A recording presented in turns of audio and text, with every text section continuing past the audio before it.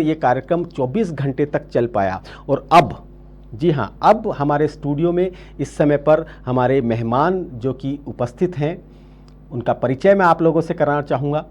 जी हाँ, हमारे लोकप्रिय विधायक गोपाल शर्मा जी, एक बार जोरदार तालियां बजाकर एक बार सबके मेरे अपडेट इंडिया में जो लोग हैं उनसे कहूँगा एक बार तालियां बजाकर इनका स्वागत करें। सर बहुत बहुत स्वागत है, बहुत बहुत अभिनंदन हमारे इस खास कार्यक्रम में। बहुत बहुत धन्यवाद, आभार, अभिनंदन। जी हाँ, कार्यक्रम के बारे में सर थोड़ा सा बहुत संक्षेप में बता दूं कि प्राकृतिक खेती, जैविक खेती, गो संरक्षण और जल संरक्षण पे हमने एक अखंड संवाद कायम किया जो कि कल 2 बजे शुरू हुआ था और आज 2 बजे पूरा 24 घंटे का हो जाएगा। इसके पीछे उद्देश्य सिर्फ इतना सा था कि लोगों तक ये बात पहुंचे कि किस तरह से हमारे थाली में जो जहर बढ़ रहा है उस जहर को रोका जाए, और उसको रोकने के लिए हमें सबसे ज़्यादा ज़रूरत है गौ माता की। और इससे खास बात और क्या होगी कि कार्यक्रम अपने चरम पर है, गौ माता की हम बात कर रहे हैं और गोपाल जी हमारे साथ हैं। सर, हिंदुस्तान गोपालों का देश कहलाता है और उसी गोपालों के देश में आज गायों के लिए हमें कार्यक्रम करना पड़ रहा है। क्या कहना चाहेंगे सर? देखिए, गायों का देश है जी, और उसमें गायों पर कार्यक्रम होना जी, और गो अभिवृद्धि के लिए कार्यक्रम होना, जी, इसके लिए मैं अपडेट इंडिया, उनके डिजिटल चैनल, जी, इसके लिए बहुत ही शुभकामना देता हूँ। जी, संविधान ने भी गो के महत्व को समझा, भारतीय संस्कृति ने भी गो के महत्व को समझा, हमारे वेदों ने, शास्त्रों ने, इनने गौ के महत्व को समझा, इसलिए कि भारतीय संस्कृति गो पर आधारित संस्कृति है। जी, और उसके लिए इस कठिन समय में, जबकि गो बूचड़ खाने में जाकर के हत्या का शिकार हो रही हैं, जी, आप बहुत ही पुण्य का काम कर रहे हैं। और यह सिर्फ आस्था से जुड़ा नहीं विषय है, बल्कि देश की अर्थव्यवस्था से भी जुड़ा हुआ विषय है। जी, आपको मैं ध्यान दिलाना चाहता हूँ जी सर, कि गो रक्षा से जुड़े हुए लोग महात्मा गांधी से मिलने गए जी, और उन्होंने उनको आग्रह किया कि आप अध्यक्ष बन जाइए जी, गोरक्षा संघ का। जी, तो गांधी जी ने कहा कि अभी मैं उस स्थिति में नहीं हूं, पहले मैं अपने को तैयार करूं कि मैं ऐसी गो माता जिनकी आंखें करुणामय होती हैं और जिनकी रक्षा देश के लिए, संस्कृति के लिए, सृष्टि के लिए आवश्यक है, तो पहले मैं उसके लिए तैयार हूं। जी, और गांधी जी ने समय लिया, 1 साल का और 2 साल का, और उसके बाद गांधी जी अध्यक्ष बने, अध्यक्ष बनना स्वीकार किया। जी, मैं एक घटना और बताना चाहता हूं। जी सर, कि जब श्रीमती इंदिरा गांधी जी 77 के चुनाव में पराजित हुई, जी, तो वे पवनार गई जी, विनोबा भावे से मिलने के लिए। और विनोबा भावे से जब मुलाकात की, वो रही वहां पर 2 दिन तक, तो विनोबा भावे जी ने कहा कि मेरी तो एक ही इच्छा है जी, कि गो हत्या के ऊपर रोक लगनी चाहिए। जी, तो इंदिरा गांधी जी ने कहा कि आप तो वो बात कर रहे हैं जो जनसंघ के लोग करते हैं। जी, तो विनोबा भावे जी ने कहा कि अगर आप गो रक्षा के लिए मुझे जनसंघी मानना चाहें तो मुझे इस पर कोई भी इतराज नहीं है। जी, तो यह एक ऐसा विषय है, गोरक्षा का विषय, जो भारतीय संस्कृति को परिभाषित करने के लिए, प्रचारित करने के लिए, अभिवृद्धि के लिए और समाज जीवन को सभ्यता के दृष्टिकोण से संचालित करने के लिए आवश्यक है। जी, जब 1967 के अंदर गोरक्षा के लिए संसद के सामने गोलीकांड हुआ, जी, वो बहुत मतलब की चर्चा का विषय है, उसको मैं अभी नहीं लेना चाहूंगा, लेकिन मैं ये बताना चाहूंगा कि विश्व के नेता, हमारे लोकप्रिय प्रधानमंत्री आदरणीय नरेंद्र मोदी जी जब 2014 में पहली बार सरकार में आए जी, और देश के प्रधानमंत्री बने, तो उन्होंने देसी नस्ल की गायों के संरक्षण के लिए जी, बहुत बड़ी राशि की व्यवस्था की जी। और इसके बाद उन्होंने अब तक कामधेनु आयोग जी। बनाकर उसके लिए राशि की व्यवस्था की, कभी 750 करोड़, कभी 150 करोड़, और खासकर देसी नस्ल की गायों के लिए उन्होंने काम किया जी। और जनता तक पहुंचाने के लिए, जैसे आदरणीय मोदी जी के स्वभाव में है कि वो खुद से शुरू करते हैं जी। उन्होंने प्रधानमंत्री निवास में गोपालन का काम किया। अभी कुछ ही समय पहले गौ माता ने बछड़ा दिया तो सबने देखा कि कैसे मोदी जी उसको लाड कर रहे हैं और अपने पूजा घर के अंदर जी बैठा रखा है। तो इससे एक संदेश जाता है। जी बिल्कुल। जैसे आदरणीय भजन लाल जी के नेतृत्व में राजस्थान की सरकार बनी तो उन्होंने हमारी 4000 गौशालाओं के उत्थान के लिए 10% अनुदान बढ़ाने का काम किया। जी। मैं एक चीज और आपको याद दिलाना चाह रहा हूं, बहुत बड़ी बात है ये, कि जब 1967 में संसद के सामने गोहत्या बंदी के लिए जी धरना दिया गया, लोग इकट्ठे हुए, रैली निकली, तो हमारे राजस्थान के लिए यह खुशी की बात थी कि दल की सीमा से अलग होकर जी लोग उसमें शामिल हुए। जी। माणिक्यलाल जी वर्मा जो कांग्रेस के बहुत बड़े नेता थे, जिनको पद्म विभूषण दिया कांग्रेस ने, जो कांग्रेस के अध्यक्ष थे, जिनके दामाद शिवचरण जी माथुर एकाधिक बार मुख्यमंत्री बने, वो भी उस धरने के अंदर शामिल हुए। टीकाराम जी पालीवाल जो हमारे राजस्थान के दूसरे मुख्यमंत्री थे, वो उस धरने में शामिल हुए। जी। तो राजस्थान संपूर्ण भाव से गोरक्षा, गोवंश अभिवृद्धि, इसके लिए हमेशा समर्पित रहा है जी। और जब जब मौका आया है जनता ने उसमें साथ दिया है जी। तो यह राजस्थान की एक विशेषता है कि जिन चीजों के लिए राजस्थान सारी दुनिया में जाना जाता है, वीरता के लिए जी, कोई ऐसी धरती नहीं है दुनिया के अंदर जो राजस्थान जैसी वीर भूमि हो। कोई भी ऐसी धरती नहीं है जिसने मीरा जैसी भक्तिमती को जन्म दिया हो। जी।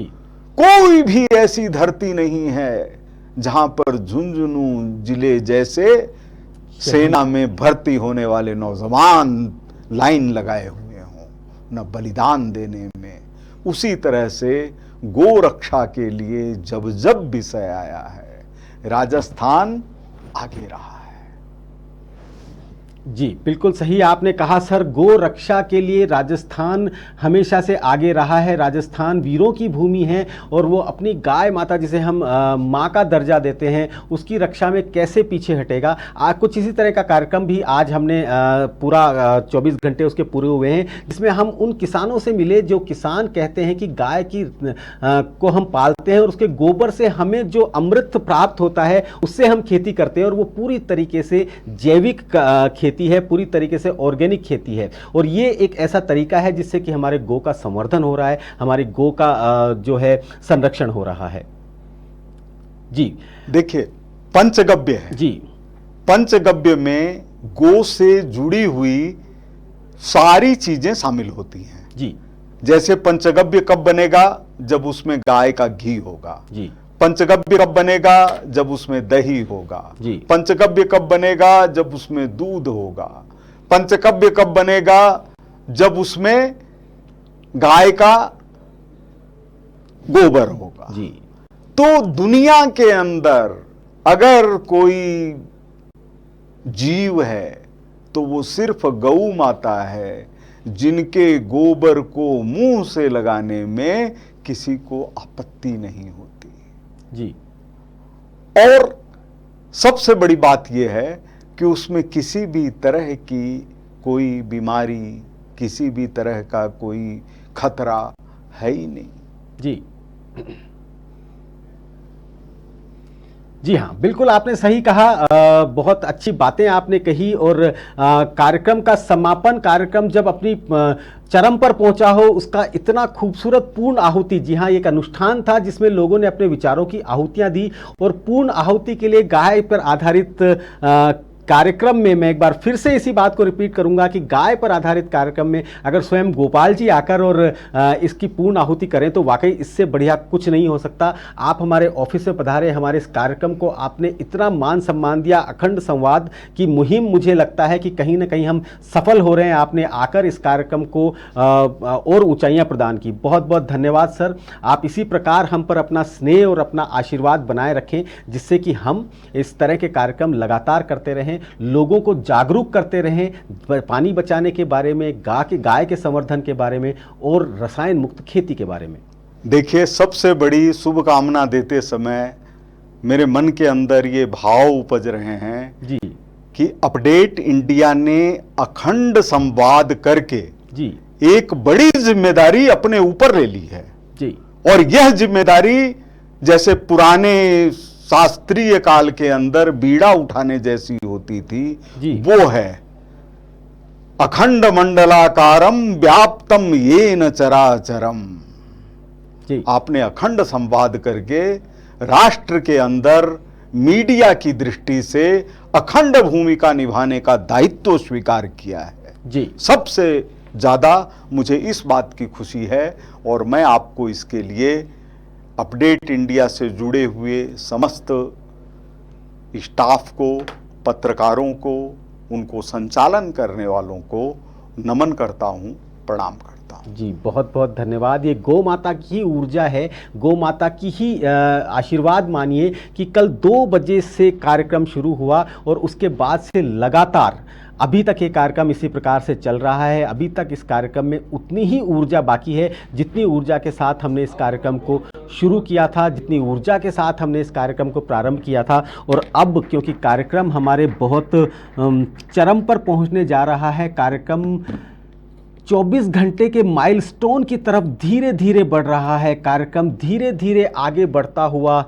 24 घंटे तक पहुंचने जा रहा है। और इस समय पर हम आपको बता दें कि इस समय पर हमें जो लोग देख रहे हैं वो 6000 लोग इस समय पर इस कार्यक्रम की पूर्णाहुति को देखने के लिए एकत्रित हुए हैं। हमारे सोशल मीडिया प्लेटफॉर्म पे, हमारे यूट्यूब पर आप देखेंगे तो पाएंगे कि इस समय 6000 से ज़्यादा लोग इस समय पर हमें देख रहे हैं। वाकई में ये गौ माता की ही आशीर्वाद हम इसे कह सकते हैं, इसे हम अपने धरती माता का आशीर्वाद कह सकते हैं, जिस धरती माता के लिए हमने प्रयास किया इस कार्यक्रम को करने का कि जिससे कि धरती माता को रसायनों के बोझ से मुक्ति दिला सके, गौ माता को हम संवर्धन कर सके और जल का संरक्षण कर सके। हमारे किसान भाइयों को जो कि हम सब लोगों के लिए अन्न उगाते हैं, उन्हें हम कुछ सुविधाएं दे सकें, उन्हें हम जैविक खेती के लिए प्रेरित कर सकें और उन्हें हम एक प्लेटफॉर्म दिला सकें जो इनोवेशन करते हैं, जो हमारे किसान इनोवेशन करते हैं।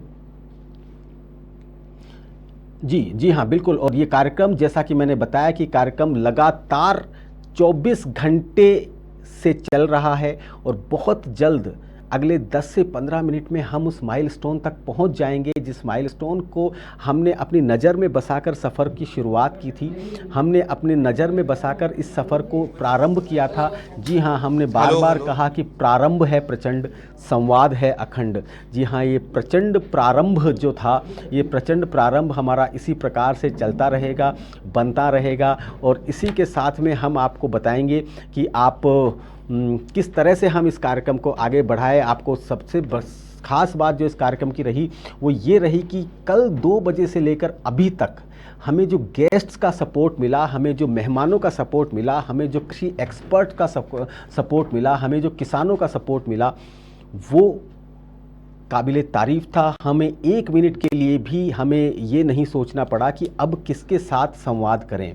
पूरी रात हमारे ऑफिस में जिस प्रकार से किसान बैठे हुए थे, जिस प्रकार से एक्सपर्ट्स बैठे हुए थे, जो हमें कह रहे थे कि आपकी मुहिम वाकई बहुत खूबसूरत है, आपकी मुहिम वाकई बहुत ज़रूरी है, आप इसको कीजिए। और लगातार लोग एक के बाद एक फ़ोन जिस तरह से आ रहे हैं लोगों के, जिस प्रकार से ऑनलाइन जुड़ने के लिए लोग हमें यूट्यूब पर कमेंट डाल रहे हैं, जिस प्रकार से हमारे मेल्स पर कमेंट आ रहे हैं, हमारे सोशल मीडिया पर कमेंट्स आ रहे हैं। और अब इस समय पर हमारे साथ स्टूडियो में मौजूद हैं डॉक्टर अतुल गुप्ता। जी हाँ, डॉक्टर अतुल गुप्ता, जो कि जिन्हें हम कह सकते हैं कि वो जैविक पुरुष हैं, जो कि मिशन जैविक राजस्थान का झंडा बुलंद करते हुए आगे बढ़ रहे हैं, जो कि जैविक खेती के पुरोधा जिन्हें हम कह सकते हैं। जी हाँ, अतुल गुप्ता जी अध्यक्ष हैं OFPI के, जी हाँ, भारतीय जैविक किसान उत्पादक संघ के, और अतुल गुप्ता जी अध्यक्ष हैं अखिल भारतीय गौशाला सहयोग परिषद के। जी हाँ, अब हम अतुल गुप्ता जी, बहुत बहुत धन्यवाद आपका हमारे इस खास कार्यक्रम में।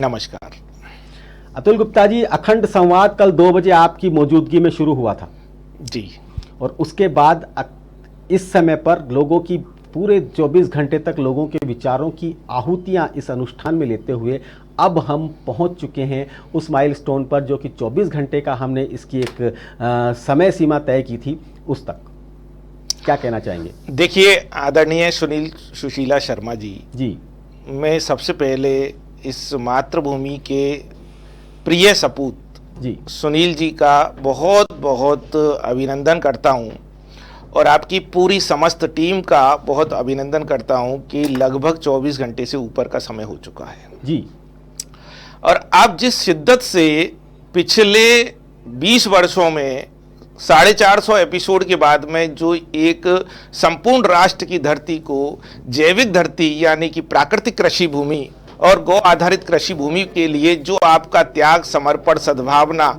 जिस प्रकार से आपने इस कार्यक्रम के माध्यम से राष्ट्र को जागृत करने हेतु अलग जगाई है जी, इसके पीछे हम जैसे लोग जो है इसको आगे बढ़ाने के लिए कार्य कर रहे हैं जी। और आपके इस कार्य से मान के चलिएगा, आप राजस्थान नहीं वरन संपूर्ण भारत देश में एक ऐसा एक अनुष्ठान का जो है कार्यक्रम हुआ है, एक ऐसा हवन यहाँ हुआ है जो इस लालकोटी विधानसभा के पास हुआ है, उससे अपने आप में हर प्रत्येक किसान और गौपालक के मन में ये भावना जागृत हुई होगी कि यदि सुनील सुशीला शर्मा और उनकी टीम इस कार्यक्रम के प्रति अपने आप को झोंक सकते हैं तो हमें इस भूमि में urea, DAP, synthetic fertiliser, plastic तथा जो अनैतिक जो है हम उपयोग कर रहे हैं खाद्यान्न के लिए, उन सबको रोकना चाहिए और हमें एक सुंदर संपूर्ण भारत के लिए, एक अखंड भारत के लिए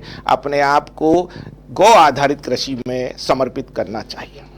जी डॉक्टर साहब, आप खुद भी जैविक मिशन जैविक राजस्थान को लेकर आगे बढ़ रहे हैं, परंतु क्या कारण है, मैं आपसे भी पूछना चाहता हूं। असल में मैं आपके जरिए बाकी सब लोगों से पूछना चाह रहा हूं, जो लगातार कल रात से मैं लोगों से पूछ रहा हूं कि इतनी सारी योजनाएं हैं, इतने सारे लोग जैविक खेती के लिए काम कर रहे हैं, इतने सारे लोग मोटिवेट कर रहे हैं जैविक खेती के लिए, लेकिन फिर भी किसान है कि मानता ही नहीं, किसान है कि पेस्टिसाइड को छोड़ना जानता ही नहीं। क्या कारण है कि लोग आ तो रहे जैविक खेती की तरफ पर उस गति से नहीं आ रहे? सरकार की मानसिकता संपूर्ण रूप से क्लियर नहीं होना जी। आज हमारे पास में सबसे शक्तिशाली जनतंत्र व्यवस्था है जी। एक बहुत बड़ा जो है सरकारी कर्मचारियों का एक बहुत बड़ा तंत्र है जी। यदि सरकार ठान ले कि हमको संपूर्ण रूप से गौ आधारित कृषि, प्राकृतिक कृषि को भारत के अंदर खेती का स्वरूप बना है और राजस्थान राज्य को संपूर्ण रूप से जैविक राज्य बनाना है, तो वो दिन आने वाले कुछ ही वर्षों में आ सकता है। आपने प्रश्न किया कि क्यों नहीं आ रहा है जी। प्रश्न का उत्तर साफ साफ ये है कि हमारी भावनाएं स्पष्ट नहीं है। हम किसान तो इतना सरल और इतना प्यारा व्यक्ति होता है, उसको बैठ करके हमें समझाने की आवश्यकता होती है, उसकी मुसीबतें सुनने की आवश्यकता होती है। हमारे पास इतनी सारी योजनाएं हैं, माननीय नरेंद्र मोदी जी ने इतने सारी योजनाएं दे दी हैं कि आप भर भर के उनका लाभ लें और आप प्रत्येक गांव पंचायत को पूर्ण रूप से जैविक और कृषि आधारित गौ आधारित क्षेत्र बना सकते हैं। लेकिन समझ की आवश्यकता है। सबसे पहले हमारे जो फील्ड वर्कर हैं, जो हमारे क्षेत्र में कार्य करने वाले अधिकारी हैं, जो हमारे जो NGO वर्कर हैं, वो यदि अपना स्वार्थ छोड़ दें और वो स्पष्ट रूप से आ जाएं कि हमको एक जुनून की तरह इस राज्य के किसान का विकास करना है, उनकी इनकम को बढ़ाना है, तो वो निश्चित रूप से वो दिन दूर नहीं। जी, लेकिन बात तो फिर भी वहीं की वहीं है सर। सरकार के चाहने से क्या होता है? किसान क्यों नहीं चाहता इस बात को? किसान को जबकि पता है कि मैं जहर परोस रहा हूँ, किसान को पता है कि उसके बच्चों को भी नुकसान कर रहा है, जब वो पेस्टिसाइड को छिड़कता है तो उसको खुद को भी नुकसान पहुंच रहा है, तो फिर क्यों वो इतना रसायन धरती माता की कोख में भर भर के अपनी जमीन की उर्वरक क्षमता को खत्म कर रहा है? संवाद की कमी होना। जी, समस्या ये है कि हमारे जो किसान हैं उनको यूरिया डालना आता है, यूरिया खरीदना आता है, लेकिन यूरिया के अलावा जो उत्पाद, जैसे गाय के गोबर को किस तरह से हम भूमि में डालें, किस तरह से उसके पेस्टिसाइड का जो अल्टरनेट जनरेट करें, उसका भय को निकालने की आवश्यकता है। उनको लगता है कि पेस्टिसाइड के बिना खेती नहीं हो सकती, उनको लगता है कि यूरिया के बिना खेती नहीं हो सकती। इसका अब बहुत हद तक, आप हमारे मित्र हैं, आपको पता होगा पिछले 15 सालों से हम साथ काम कर रहे हैं, और राजस्थान में लगभग आज, जब हम उस समय से काम कर रहे हैं जब एक व्यक्ति खेती नहीं करता था, आज लगभग पूरे राजस्थान राज्य में 2000 से ज्यादा किसान खेती कर रहे हैं, 7 से ज्यादा पद्मश्री मिल चुके हैं। आज बहुत सारे किसानों ने कीर्तिमान हासिल किए हैं, और मैं समझता हूं भारत में तो सबसे नंबर 1 पर राजस्थान राज्य है जो कि जैविक खेती के क्षेत्र में अव्वल दर्जा रखता है। आज आपको बताता हूं, यूरिया जो है, यूरिया का दुष्प्रभाव की वजह से अमेरिका और यूरोप में जीरा जी, आपका अजवाइन जी, आपका धनिया, उसको बैन कर दिया गया हाई पेस्टिसाइड की वजह से। लेकिन आज सबसे ज्यादा एक्सपोर्ट के क्षेत्र में यदि देखा जाए तो जीरा राजस्थान ही निर्यात कर रहा है जी। आज मूंगफली का तेल जो है वो राजस्थान निर्यात कर रहा है। आज ऑर्गेनिक क्षेत्र में यदि सबसे ज्यादा उत्पादन की दृष्टि से, ऑर्गेनिक उत्पादन की दृष्टि से राजस्थान है। लेकिन आज हमें ये सब बातें जनता तक पहुंचाने की आवश्यकता है, जो आपके इस कार्यक्रम के माध्यम से, आपके इस सुंदर चैनल के माध्यम से, इस पावन पवित्र आपके इस अग्नि यज्ञ के माध्यम से, ईश्वर सूर्य भगवान के माध्यम से ये बात निश्चित रूप से जन तक पहुंचेगी। और हम आने वाले समय में तो आपसे ये चाहेंगे कि आप हम मतलब एक जन संवाद यात्रा के रूप में पूरे राजस्थान राज्य में इस तरह की यात्रा निकालें, और आपके सहयोग से इस चीज को पूरा किया जाए, जिससे कि इस भाव का उत्तर मिल सके कि जनता और किसान को जैविक खेती में अपनाने का तरीका उनको मिल सके। लेकिन डॉक्टर साहब, मैं एक अतुल जी, मैं एक बात पूछना चाह रहा हूं कि आप गोबर के लिए, आप देशी गोबर के लिए, आप जैविक खाद के लिए 7 समंदर पार किसी देश के लोगों को कन्विंस कर सकते हैं कि आप वहाँ पर ये देशी गाय का गोबर मंगाएंगे तो वहाँ जो आपके खजूर हैं उन खजूरों की क्वालिटी बढ़ जाएगी, गुणवत्ता बढ़ जाएगी। पर क्या कारण है कि हम आज भी अपने आसपास के लोगों को कन्विंस नहीं कर पा रहे हैं? इसका मुख्य कारण मैंने आपको बताया कि यहाँ की जो क्षेत्रीय स्थितियां हैं और बाहर के विदेशों की क्षेत्रीय स्थितियां दोनों अलग अलग हैं। मैं आपको पहले उदाहरण देना चाहता हूं इस बात का कि वहां किन परिस्थितियों में गाय का, देसी गौ माता का गोबर कुवैत राष्ट्र में एक्सपोर्ट किया हमारे द्वारा जी। हिटलर ने आज से करीब 200, 250, 300 साल पहले जो है 28 कुएं पेट्रोल के जला दिए, जिससे कि 28,000 हेक्टेयर भूमि को पूरी तरह से भूमि जल गई, और वहां पे किसी भी तरीके से उगने वाले तत्व यानी कि मदर सेल्स भूमि के नष्ट हो गए। अब वहां जिसने ये भूमि को खरीदा वो शेख साहब बड़े परेशान, पिछले 20 सालों से कोशिश में लगे हुए कि मेरी भूमि इतनी बड़ी भूमि है लेकिन कुछ भी उसमें नहीं हो पा रहा है। 5 वर्ष तक हमने निस्वार्थ भाव से उनको ये गोबर यहाँ से भेजा। हम करीबन 20 बार वहाँ पर हमने जो है जाकर के उस लैंड की परिस्थितियों को समझा और जाकर के वहाँ पर लगातार सेवा की। आप देखेंगे 2021 में वहाँ पर गोबर, देसी गौ माता के गोबर और गोबर से बने हुई अन्य उत्पादों से वहाँ जर्मिनेशन सेल्स डेवलप हो गए, और वहाँ इस प्रकार की खेती चालू हो गई कि वो खजूर के खेत में अच्छा सा फल जो है देने लग गई। अब उन्होंने सबसे पहला काम क्या किया कि विश्व में भारत से ही देसी गौ माता का गोबर यहां से इंपोर्ट किया। अब वो लगातार इंपोर्ट कर रहे हैं।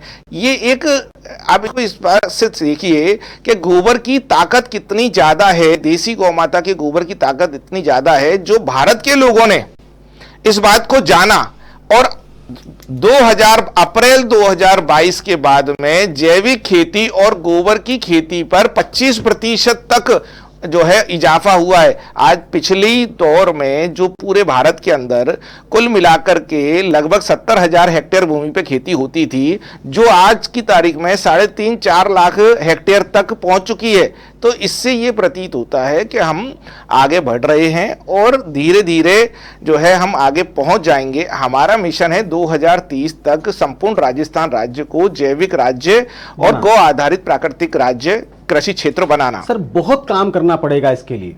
क्या स्ट्रेटेजी कोई आपने तैयार की है, कुछ ऐसा तैयार किया है जिससे कि आज से ही काम शुरू हो जाए? मतलब आज से हम होमवर्क शुरू करेंगे तो 2030 तक हम इसे बना पाएंगे। देखिए, माननीय नरेंद्र मोदी जी ने 1 महीने पहले एक बिल पारित किया, national mission on natural farming जी। इसमें पूरे राजस्थान के अंदर लगभग ये मान के चलिए कि 400 करोड़ रुपया इन्वेस्ट होगा और उसमें जो जैविक खेती के किसान हैं, जो क्लस्टर के रूप में जो बनाना चाहते हैं, जो खेती करना चाहते हैं, जो पंचायतों पे काम करना चाहते हैं, जो पंचायतों को ऑर्गेनिक बनाना चाहते हैं, प्राकृतिक बनाना चाहते हैं, उन सब के लिए ये योजना है।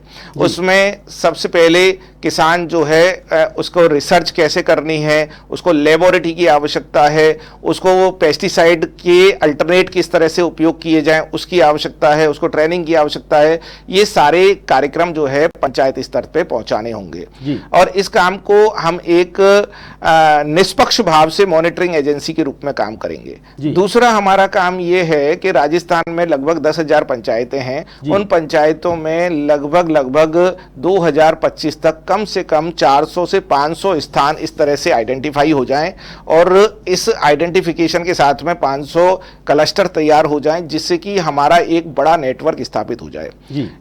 तीसरा, हम एक जो है आपके इस कार्यक्रम के माध्यम से और आपके पूरे सहयोग के माध्यम से जन संवाद यात्रा हम एक निकालेंगे, जिसमें कि आचार्य देवव्रत जी जो है राज्यपाल हैं, जो है आपके गुजरात के, उनका सानिध्य प्राप्त करेंगे और जनता के बीच में जाएंगे, किसानों के बीच में जाएंगे हम और किसानों को इस बात से अवगत कराएंगे। साथ के साथ हमारी शहरी पब्लिक से हमारी साथ में इस प्रकार के भी संवाद होंगे कि वो आप अपने फार्मर्स को आइडेंटिफाई करें, अपने जिस तरह से आप अपने डॉक्टर्स को जानते हैं उसी प्रकार से आप अपने फार्मर को जानें और फार्मर को अपना जो है एक प्राइवेट फार्मर यानी उनके घरेलू फार्मर बनाएं।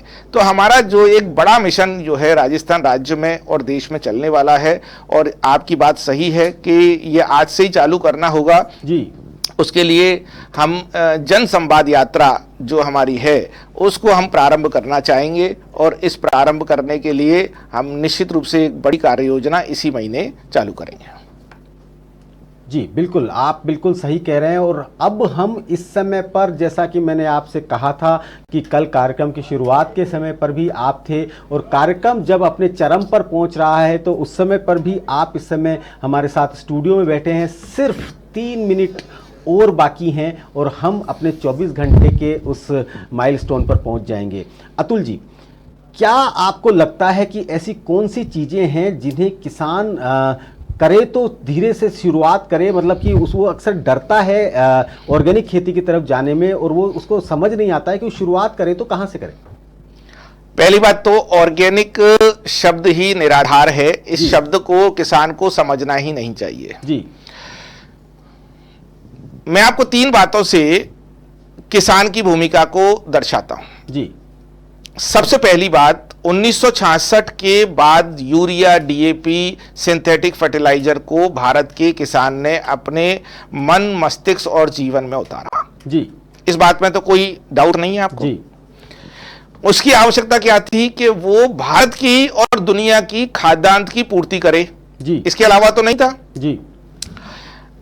किसान को हमने दिया यूरिया, डीएपी, सिंथेटिक फर्टिलाइजर जी और डालने को कहा केवल आधा किलो जी। आज डालते हैं 1.5 बोरी यानी 70 किलो जी। हमें किसान के मन से ये भय निकालना है, जो हम निकालेंगे, जो हम करके दिखाएंगे। हम राजस्थान राज्य को ऑर्गेनिक प्रदेश यानी जैविक प्रदेश बनाएंगे। उसके लिए हमारा सबसे पहला कार्य होगा कि हम राज्य के किसान को गाय के प्रति, गौ माता के प्रति समर्पित करें आज हमारे किसान के घर में गाय नहीं है, बाकी सब कुछ मिल जाएगा। आपको किसान के घर में भैंस मिल जाएगी,